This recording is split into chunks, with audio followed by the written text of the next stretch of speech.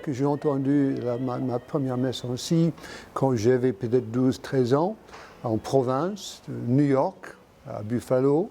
À cette époque-là, c'était plutôt les grands effectifs. Donc il y avait la Philharmonie de Buffalo, dans toute sa splendeur, peut-être une quarantaine de cordes et de vent et de cuivre, et la Schola Cantorum de Buffalo, donc très nombreux.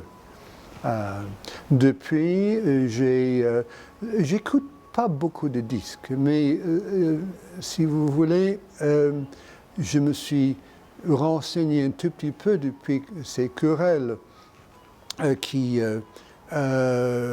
sont fascinantes, un tout petit peu enquiquinantes aussi, entre musicologues, entre interprètes, surtout concernant les effectifs et le nombre.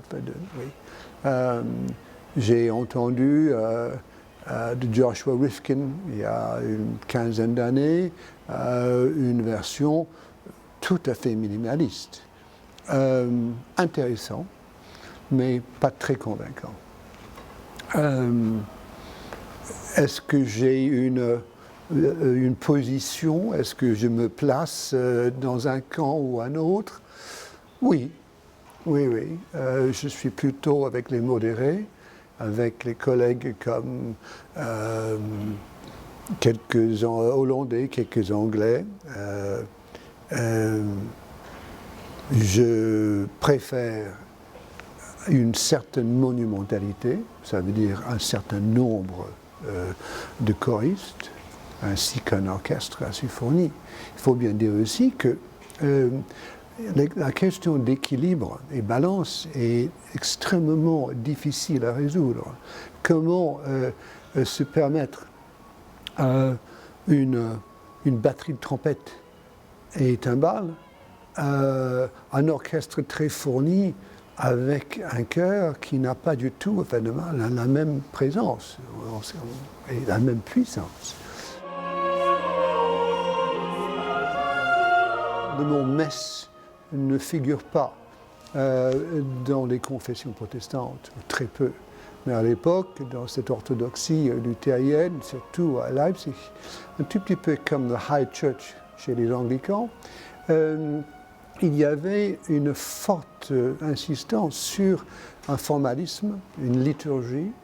Les grandes fêtes liturgiques à Leipzig étaient en effet célébrées en latin.